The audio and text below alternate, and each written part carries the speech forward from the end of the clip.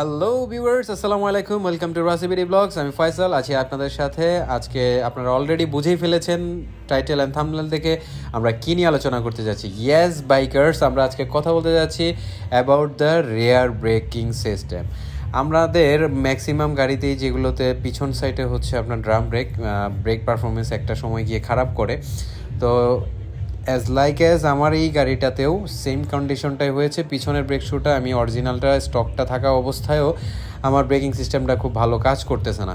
This is Y আমি চলে আসছি হচ্ছে গ্যারেজে, এবং গ্যারেজে আসার পর যেটা হইলো, উনি আমাকে একদম কনফিডেন্টলি বলল যে একটা লোকাল একটা ব্রেক শু যেটা লাগাইলে আমার এটা কমপ্লিট হবে, এবং এটা আমি নিজেও দেখেছি। আমার পার্শ্ববর্তী একজন লাগাইছে, তার গাড়িটাতে খুব ভালো কাজও করতেছে। ইভেন আমি সেটা ড্রাইভ করে দেখেছি, খুব ভালো কাজ করতেছে। But there is a difference into the rim. আপনার রিম, আমার রিমের যে ভিতরের কন্ডিশনটা, এটা আপনি যত অরিজিনাল, যত লোকাল, যত যাই আমি লাগাচ্ছি, বাট সেম থিংস কোনো কাজই হচ্ছে না। দেখতেই পাচ্ছেন এটা হচ্ছে একটা ড্রাম ব্রেক শু, যেটা IMX-এর। তো যাই হোক, এটা একটা লোকাল ব্র্যান্ড। তো এটা লাগানোর পরও আমার সেম কন্ডিশন, কোনো ধরনের ইমপ্রুভ হয় নাই। আমার ব্রেকিং সিস্টেমটা ঠিক আগের মতোই আছে। ইভেন এটা কিছুদিন পরই catch catch catch catch catch catch শব্দ করে।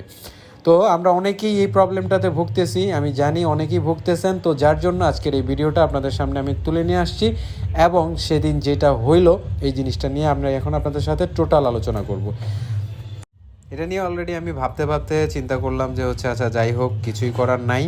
ভাইয়ের কাছে আবারও আসলাম, সে আমাকে আবারও ব্রেক শুটা ওয়াশ করে আবার ফিটিং করে দিল। তারপর আমি আবারও টেস্ট ড্রাইভে গেলাম, সেম থিংস। তারপর রাগ করে এখন যেই ভিডিও ক্লিপটা দেখতেছেন সেটা রাত বাজে 12টা, আমি নিজেই আমার গাড়িটা আবার ব্যাক সাইডটা খুললাম। আচ্ছা, দেখতে পাচ্ছেন এটা আমার পার্কিং সাইড।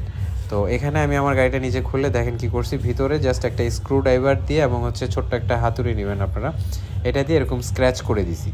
পুরোটা রিমের ভিতর সাইডটা এরকম স্ক্র্যাচ করে দিছি। ইভেন আপনারা যদি নিজে না পারেন, ইঞ্জিনিয়ার দিয়ে করাবেন, নো প্রবলেম।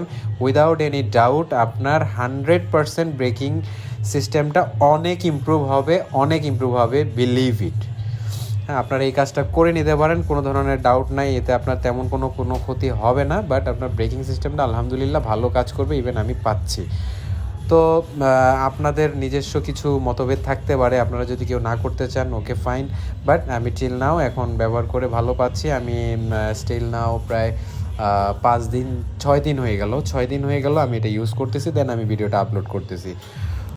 সো ভিউয়ার্স, আমার প্রিভিয়াস যে ভিডিওটা ছিল জিক্সার থেকে আমি SF করেছি, সেই ভিডিওটাতে আলহামদুলিল্লাহ আপনাদের দোয়ায় আমি খুব ভালো সাপোর্টও পেয়েছি, এবং আপনারা যারা যারা কোশ্চেন করেছেন বিভিন্ন টাইপের, সেগুলোর অ্যান্সার নিয়ে আমি একটা আলাদা ভিডিও করব চিন্তা করে রেখেছি।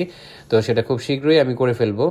তো এই কাজটা যারা আপনারা ঘরে বসে করতে চাচ্ছেন বা নিজে করতে চাচ্ছেন, খুব ভালো অভিজ্ঞতা না থাকলে অবশ্যই এই কাজটা আপনারা করবেন না, কারণ এতে করে আপনার আরও ক্ষতি হতে পারে। সো ভিউয়ার্স, যারা যারা আপনারা আমার ওই ভিডিওটি দেখেননি জিক্সার থেকে SF করার, অবশ্যই ডিসক্রিপশন বক্সে আমি লিঙ্ক দিয়ে দিচ্ছি, দেখে নেবেন।